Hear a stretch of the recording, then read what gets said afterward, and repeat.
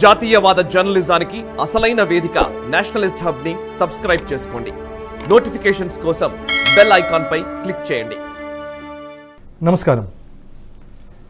అబ్ key bar 400 పార్ అని ఒక కంక్లూడింగ్ స్పీచ్ ఆఫ్ పార్లమెంట్లో ప్రధాని మోదీ గారు అన్నమాట. దాంట్లో ఆయన స్పెసిఫిక్గా ఒక మాట ఏమన్నారంటే ఈసారి బీజేపీకి 370 సీట్లు కంటే పైన వస్తుంది అని ఆయన చాలా స్పష్టంగా చెప్పారు. సో జనరల్గా మోదీజీ ఎప్పుడు కూడా ఇట్లాంటి స్పెసిఫిక్స్లోకి వెళ్ళరు. అది పొలిటికల్గా ఎవరన్నా అన్నా కూడా మోదీజీ ఎప్పుడు ఇంత స్పెసిఫిక్గా అనరు, అది కూడా ఒక పార్లమెంట్ సెషన్లో ఆన్ రికార్డ్ అనరు. కానీ ఈసారి అన్నారంటే దాని వెనకాల అంత కాన్ఫిడెన్స్గా అనడానికి ఎందుకు అని ఉంటారు అనేది మనం ఇవాళ అనలైజ్ చేద్దాం. సో అఫ్కోర్స్ దీని మీద విపక్షం వాళ్ళు ఇంత కాన్ఫిడెంట్గా అన్నారంటే ఈవీఎం ట్యాంపరింగ్ అవుతుందేమో అని ప్రతి ఎలక్షన్స్ ముందర అనే మాట అది, అసెంబ్లీ అయినా లేకపోతే పార్లమెంటరీ అయినా ఇప్పుడు అనే మాట అది.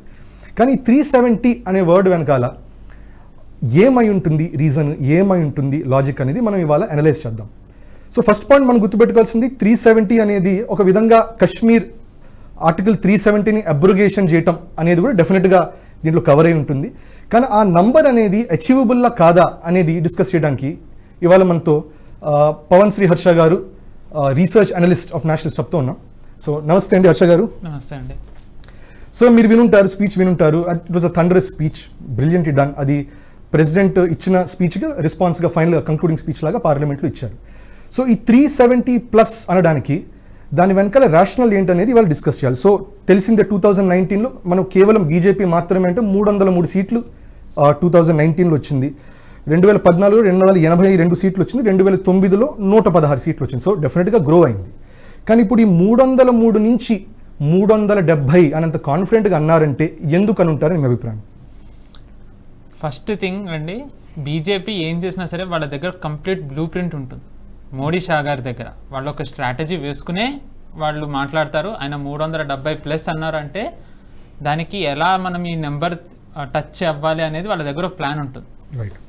ఈ 370 రావాలి అంటే ఫస్ట్ మనం స్టేట్స్ని డివైడ్ చేయాలి.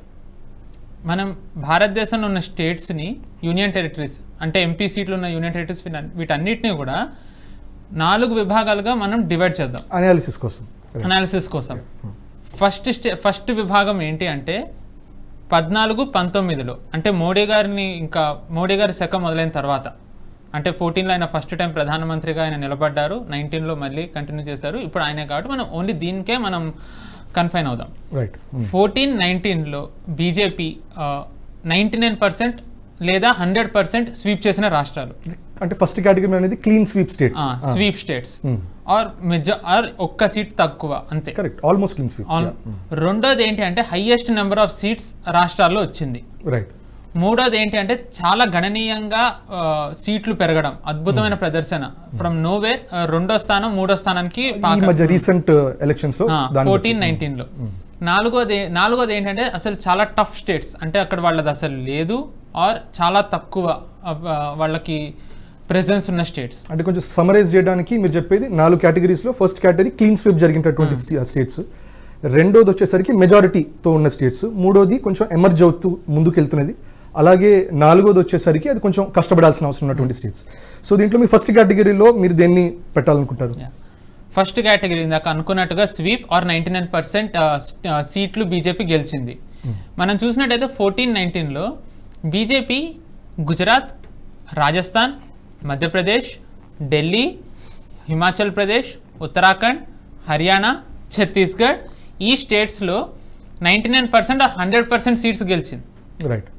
మొత్తం మనం చూసుకున్నట్టయితే జార్ఖండ్లో 14 సీట్స్లోంచి 12 సీట్స్ 2 సార్లు గెలిచింది. 14-19 ఈవెన్ దాన్ని కూడా తీసుకోవచ్చు. అండ్ 2వ స్థానం ఇందాక మనం అనుకున్నట్టుగా అత్యధిక స్థానాలు గెలిచిన రాష్ట్రాలు ఉత్తరప్రదేశ్ 71 సీట్లు 2014లో, 62 సీట్లు 2019లో, 48 సీట్లు ఉంటే 23 సీట్లు అతిపెద్ద పార్టీగా మహారాష్ట్రలో 14-19 అండ్ 17 సీట్లతోని బీహార్ 19లో, 22 సీట్లతోని 14 ఎన్నికల్లో. ఇది 2వ భాగం, సెకండ్ది highest number of seats. Third వచ్చేసి థర్డ్ అంటే గణనీయంగా ప్రదర్శన మెరుగుపరుచుకుంటూ వస్తున్న రాష్ట్రాల్లో వెస్ట్ బెంగాల్, ఒడిషా. వెస్ట్ బెంగాల్లో 18 సీట్లు గెలిచింది 42 సీట్లలోంచి 19 ఎలక్షన్లో. 21 సీట్లు ఉంటే 8 సీట్లు ఒరిస్సాలో గెలిచింది. అండ్ 4 సీట్లు తెలంగాణలో గెలిచింది. అంటే ప్రదర్శన మెరుగుపరుచుకుంటూ వస్తుంది. రైట్. ఇందాక మనం అనుకున్నట్టుగా 4వది ఏంటంటే చాలా కష్టమైన రాష్ట్రాలు ఏంటి అంటే ఆంధ్రప్రదేశ్, పంజాబ్, కేరళ, తమిళనాడు, ఈ రాష్ట్రాలు. రైట్. సో ఇప్పుడు మనం ఫస్ట్ వీళ్ళు స్వీప్ చేసిన స్టేట్స్ చూసినట్టయితే వీటిలలో మనం ఇప్పుడే అంటే బ్లైండ్ అనాలిసిస్ ఇవ్వలేం మనం, అంటే ఖచ్చితంగా గెలిచేస్తారని, కానీ ఒక అంచనా అయితే ఉంటుంది. ఇప్పుడు నేను ఈ అంచనా క్లియర్గా జనాలకు తెలియడానికి నేను ఒక 3 రాష్ట్రాలు చెప్తాను. ఫస్ట్ రాష్ట్రం వచ్చేసి రాజస్థాన్, మధ్యప్రదేశ్, దాని తర్వాత ఛత్తీస్గఢ్. ఈ 3 రాష్ట్రాల గురించి చెప్తాను. ఈ 3 రాష్ట్రాలు ఎందుకు అంటే 14 ఎన్నికలు జరిగే టైంకి ఈ రాష్ట్రాల్లో బీజేపీ ప్రభుత్వం ఉంది. 19లో ఎన్నికలు వచ్చేసరికి 18 దానికంటే ముందు 18లో అసెంబ్లీ ఎన్నికలు అయ్యి 3 రాష్ట్రాల్లో బీజేపీ ఓడిపోయింది. సరే, రాజస్థాన్ అంటే ఒకసారి వాళ్ళు ఒకసారి వీళ్ళు అనుకుని ఆ లెక్కన ఓడిందని అనుకున్నా, మధ్యప్రదేశ్ అండ్ ఛత్తీస్గఢ్ వచ్చేసరికి కంటిన్యూస్ పాలిస్తూ ఉన్న దాంట్లో వీళ్ళు ఓడిపోయారు. డిస్పైట్ దట్ బీజేపీ 3 రాష్ట్రాల్లోనూ స్వీప్ చేసేసింది. రైట్. బీజేపీ 3 రాష్ట్రాల్లో 11 స్థానాలు ఉంటాయి, 9 స్థానాలు ఛత్తీస్గఢ్లో గెలిచింది, 29 ఉంటే 28 మధ్యప్రదేశ్లో గెలిచింది, 25 ఉంటే 25కి 25 రాజస్థాన్లో గెలిచింది. రైట్. సో అంటే బీజేపీ ఇక్కడ ఎంత స్ట్రాంగ్ ఉందనేది మనకి ఒక అంచనా రావచ్చు.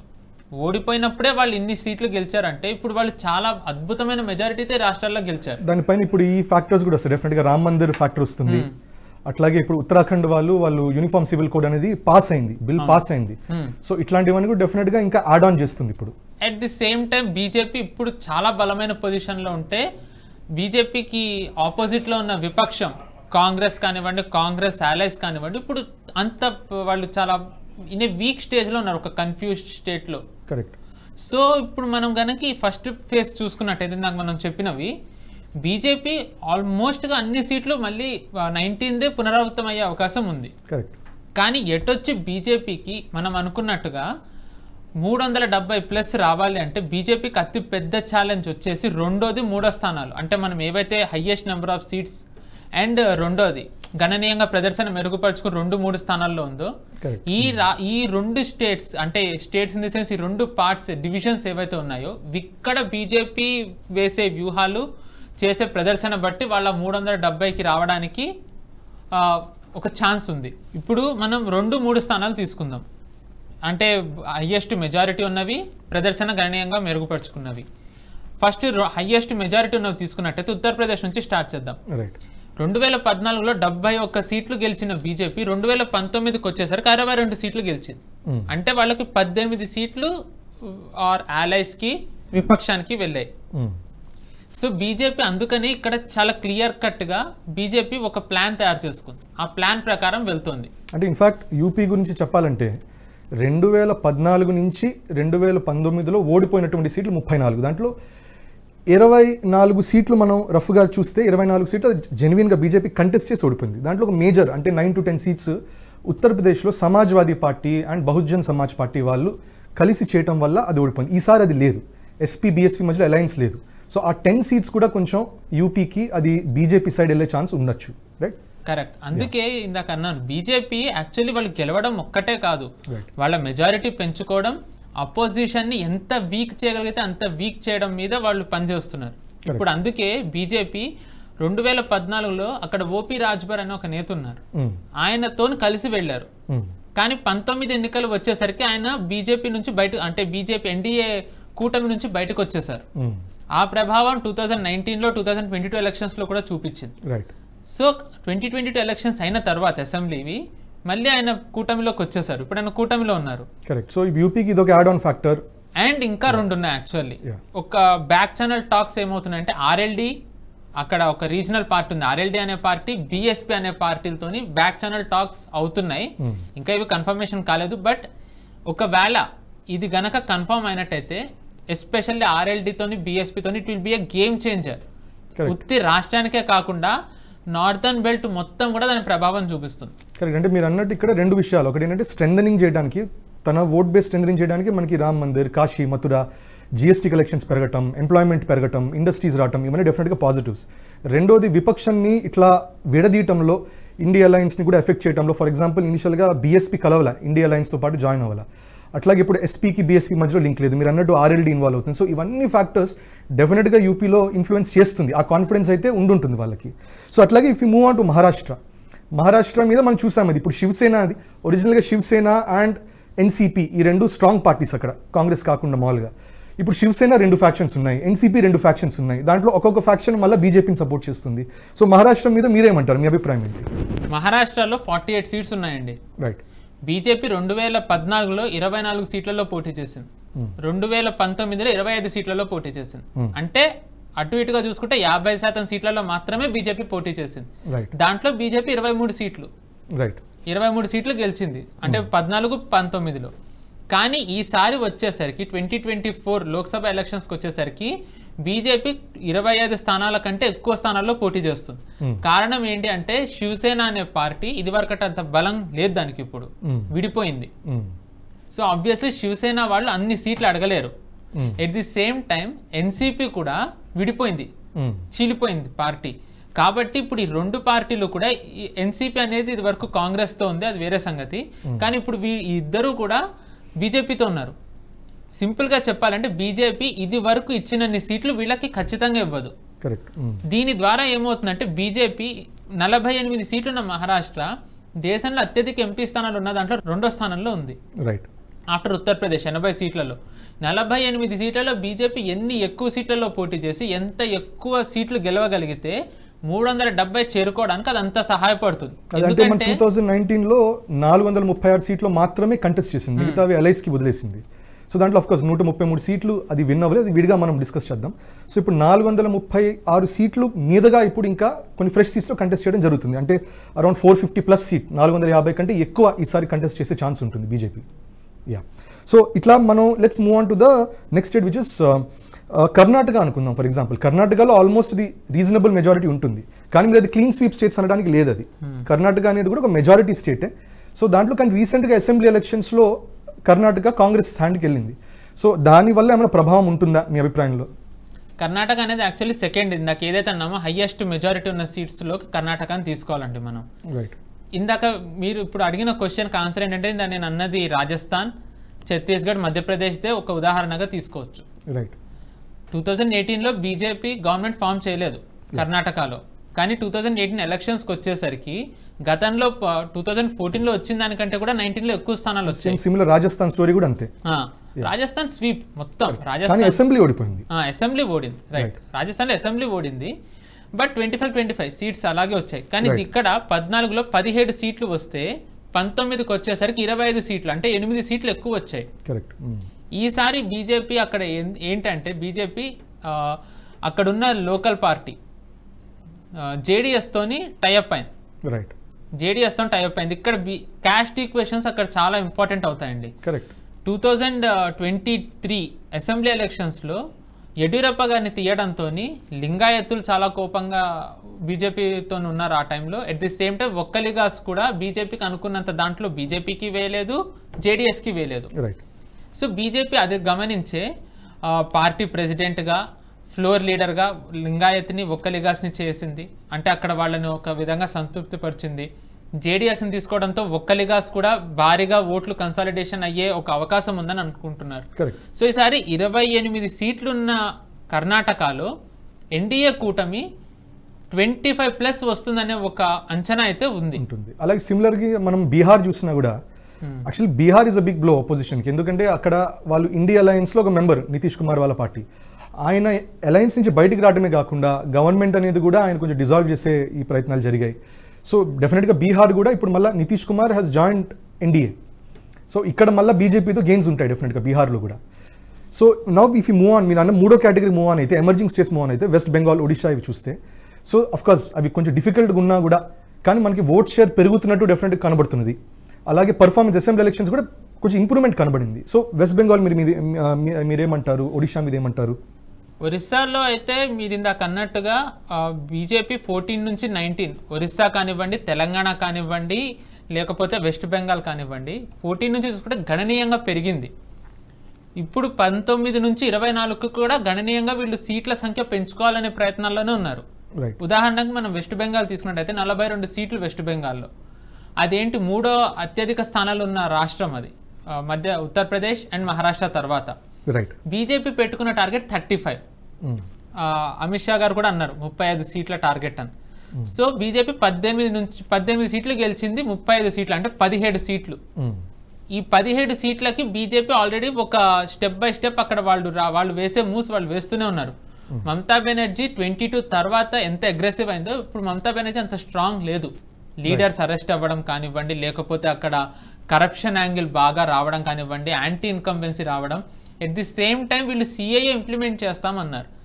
సిఏఏ ఇంప్లిమెంటేషన్ బీజేపీ వాళ్ళు ఎలాంటి హామీ ఇస్తారో దాని మీద ఎలా ముందరికెళ్తారు అనే దాన్ని బట్టి అక్కడ మతువా కమ్యూనిటీ అనేది ఉంది. వాళ్ళు వేసే ఓట్ల బట్టి బీజేపీకి అక్కడ ఎన్ని సీట్లు వస్తాయనేది డిపెండ్ అవుతుంది. బీజేపీ 18 సీట్లు 2019లో వెస్ట్ బెంగాల్లో గెలిచిందంటే ఈ కమ్యూనిటీ వేయడం వల్లే. వీళ్ళు సిఏఏ ఇంప్లిమెంట్ చేస్తాం అనడం వల్ల వేశారు. కానీ ఎన్నికల తర్వాత ఇంప్లిమెంట్ చేయకపోవడంతో వాళ్ళు వెనక్కి వెళ్ళారు. ఇంకా చాలా కారణాల వల్ల బీజేపీ అనుకున్నంత స్థాయిలో రాష్ట్రంలో పోటీ చేయలేరు, రాష్ట్ర ఎన్నికల్లో ప్రదర్శన చేయలేకపోయింది.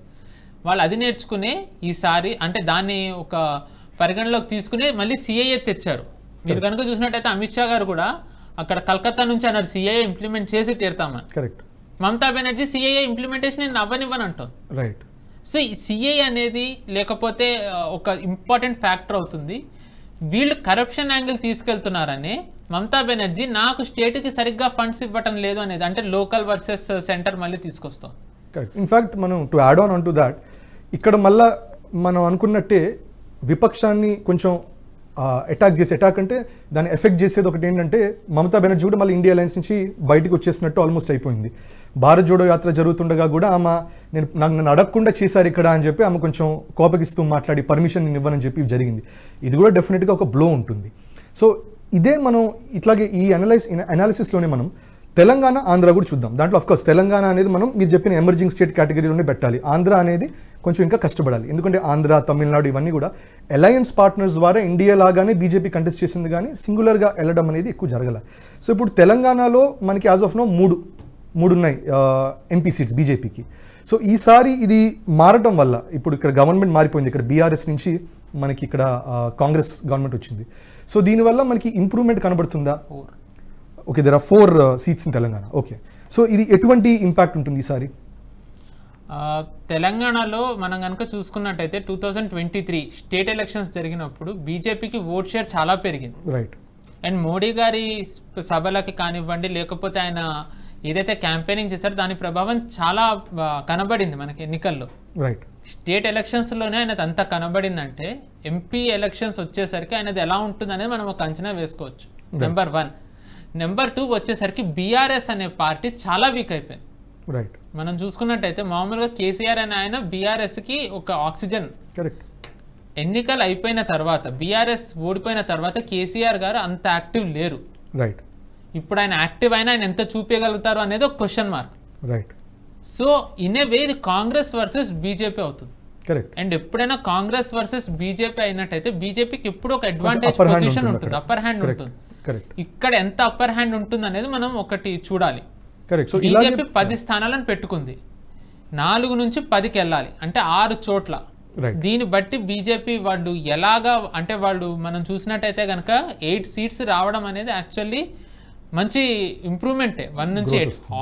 ఆబ్వియస్లీ 119లో 8 అనేది తక్కువే, కానీ గ్రోత్ పర్సెంటేజ్ చూసుకున్నట్టయితే BJP perform in a very spectacular way. ఆ ప్రదర్శన అనేది మనకి లోక్సభ ఎన్నికల్లో కనిపిస్తుందా లేదా అనేది చూడాలి. సో ఇప్పుడు మనం తెలంగాణ గురించి మాట్లాడడం కాబట్టి న్యాచురల్గా ఏపీ గురించి కూడా మాట్లాడాలి. సో ఏపీ గురించి మాట్లాడుతూ మనం 4 కేటగిరీకి ఎంటర్ అయినట్టు. దట్ కొంచెం ఎప్పుడు అలయన్స్ పార్ట్నర్స్తోనే వెళ్ళడం అనేది జరిగింది. సో మనం ఇది సదర్న్ స్టేట్స్ అని కూడా అంటారు. సో ఇక్కడ కొంచెం డిఫికల్ట్ పార్ట్ ఇది.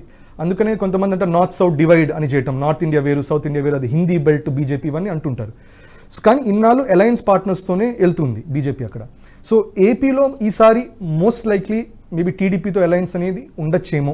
ఉండటం వల్ల ఓట్స్ డెఫినెట్గా ఇంక్రీజ్ అవుతాయా in terms of parliamentary seats?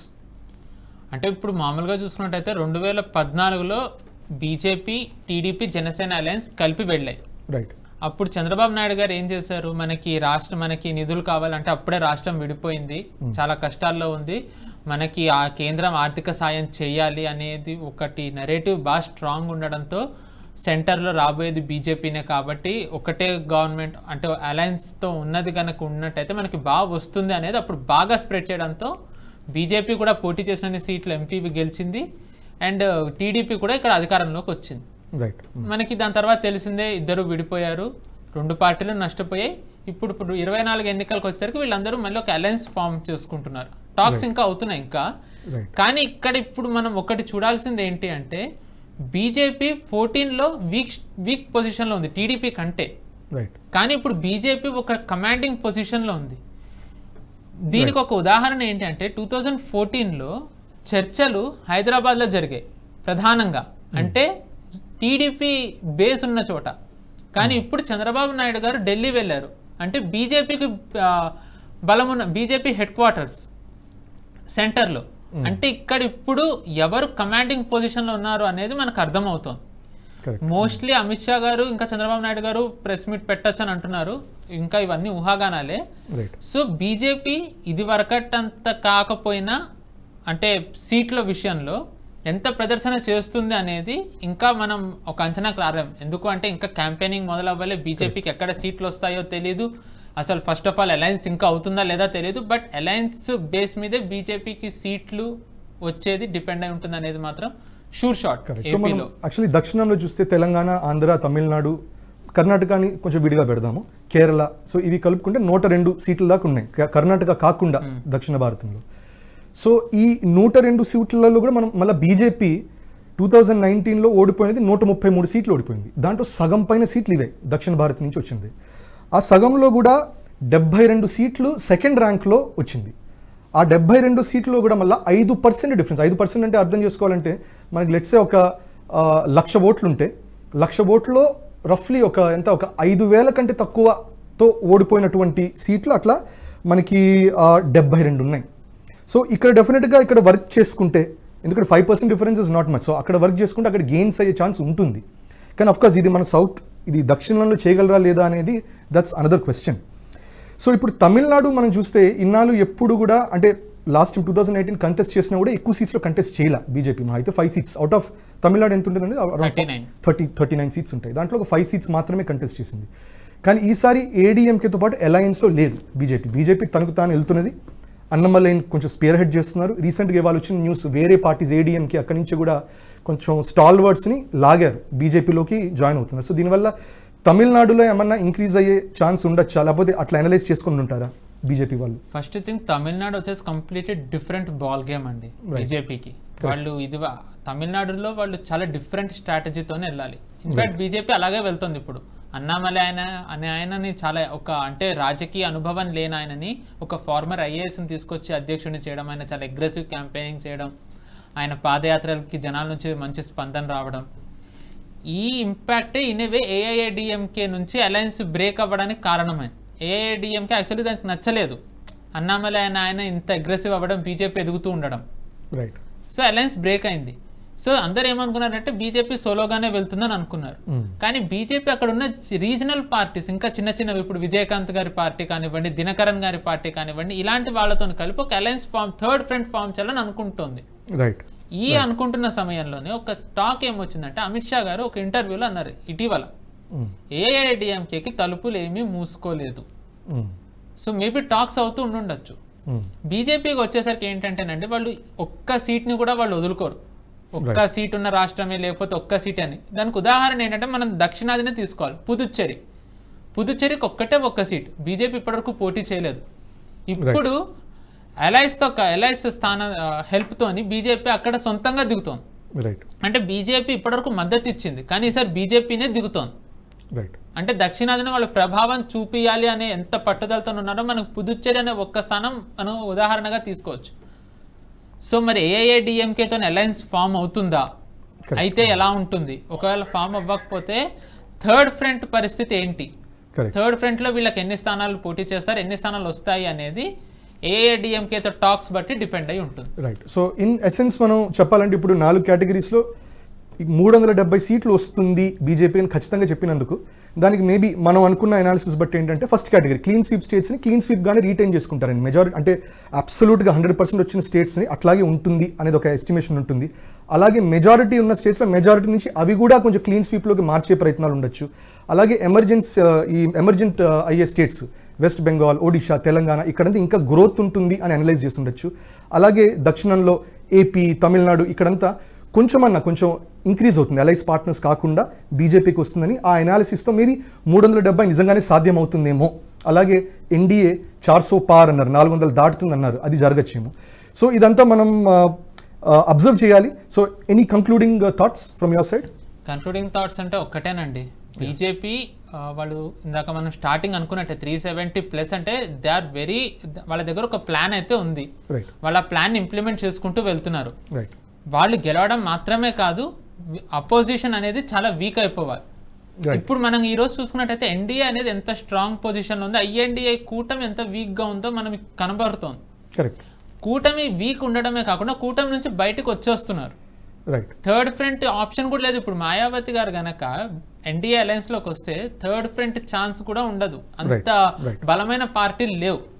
So సింపుల్గా ప్రిసైజ్లీ చెప్పాలి అంటే ఎన్డీఏ ఇప్పుడు ఒక కమాండింగ్ బీజేపీ ఎంత మెజారిటీ పెంచుకుంటుంది, 370+ ఏంటి అనేది తేలడం మాత్రమే మిగిలింది.